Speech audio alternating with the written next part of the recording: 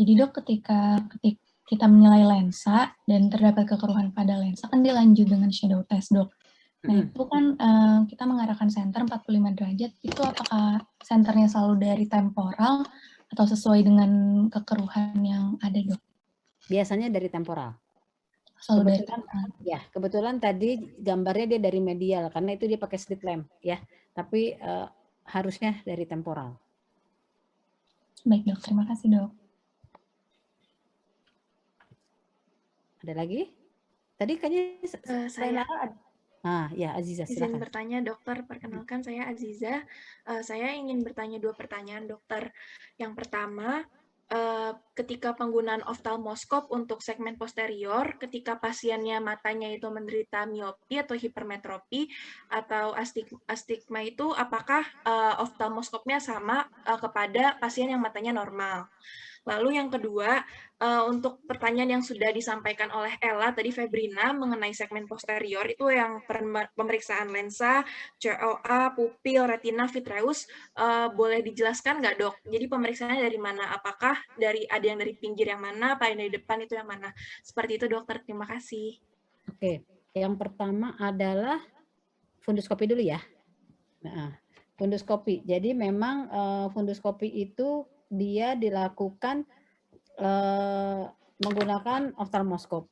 Oftalmoskop ini saya katakan tadi bahwa oftalmoskop ini dia ada ininya ya. Di sininya dia kelihatan enggak ya? Enggak kelihatan. Di sini dia ada angkanya yang bisa digerakkan. Coba, berarti saya tadi sepertinya pada saat digambarkan oleh Dr. Erlane itu dia kelihatan kok.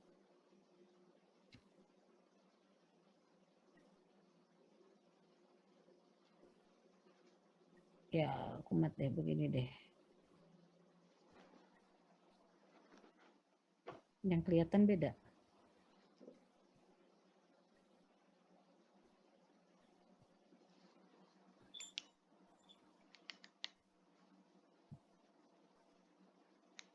Kalau ini segmen posterior kelihatan ya? Terlihat dokter. Ini segmen posterior dulu ya.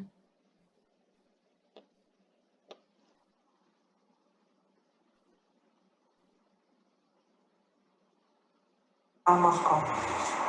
Cara menyalakan oftalmoskop adalah tekan tombol hijau sambil diputar, maka lampu akan menyala. Untuk mematikannya, nah lampu yang menyala inilah yang menghadap ke pasien ya. tinggal diputar yang hitam. Untuk menyalakan, tekan tombol hijau sambil diputar. Untuk mematikan, kita putar hitamnya. Oftalmoskop ini ada 2 sisi. Ini adalah bagian yang menghadap ke arah pasien. Yang menghadap ke arah kita adalah ini ya. Untuk ini yang menghadap ke arah pemeriksa, di mana ada karet untuk menyender dahi dan ada lubang untuk mata kita mengintip untuk melihat segmen posterior.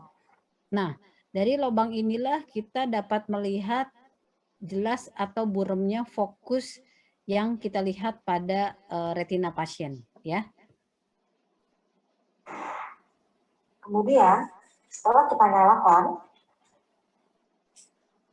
kita akan mengatur tombol yang ada di oftalmoskop. Tombolnya adalah ini. Ini kita putar untuk itu tadi Aziza ya. Ini adalah untuk memfokuskan yang tadi saya gambarkan dengan jari saya ya. Memfokuskan. Kalian perhatikan di sini. Dia berubah 1, 2, 3 gitu ya. Pada saat Dr. Erlani menggeser. Dan kita harus setting untuk pertama kali adalah di angka 0. Jika kita putar, di lubang kecil ini akan terlihat angka. Oke, kelihatan ya. Untuk pertama kali kita harus selalu setting di angka 0.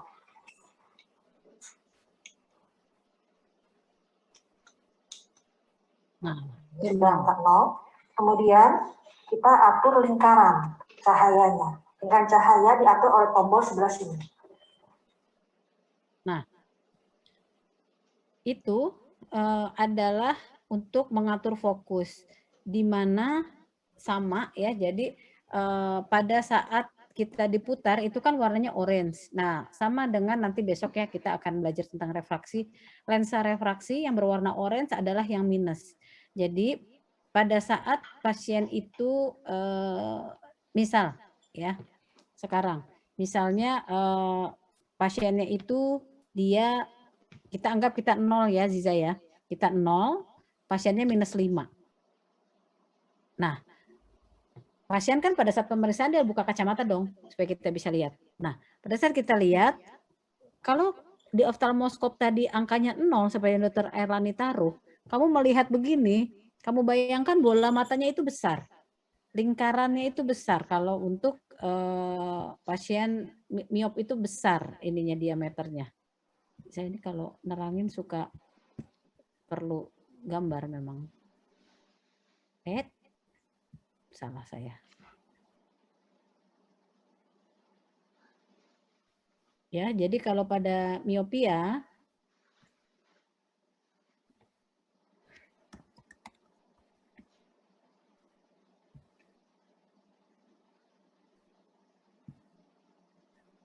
pada miopia ini ada.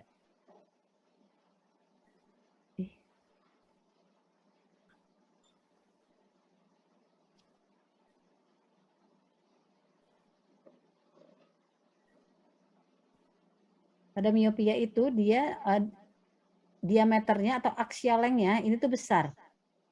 Aziza ya. Jadi kalau ini mata normal, kita lihat di sini dengan oftalmoskop, kita bisa melihat dengan jelas dengan fokus 0.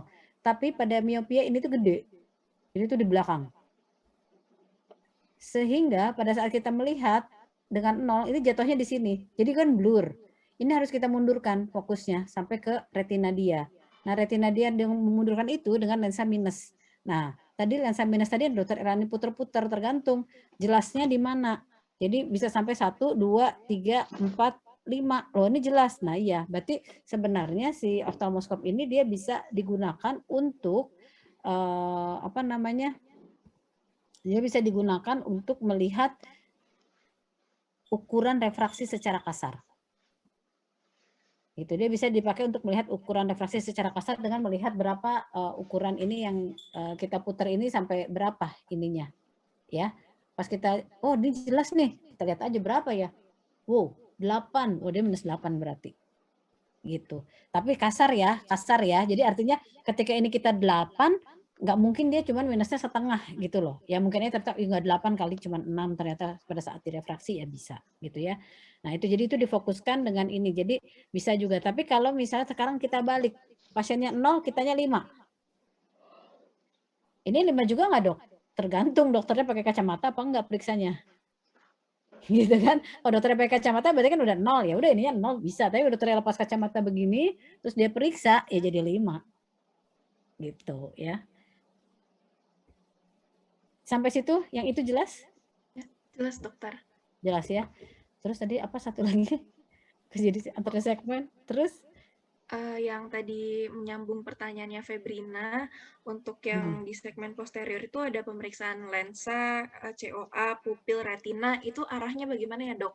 Mungkin boleh diulang dok, mohon maaf.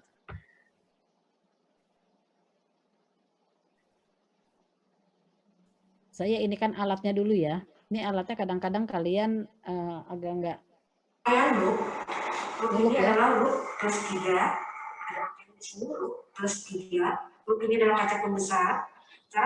Nah, di sini ya. Kelihatan enggak? Ini ada angka 4.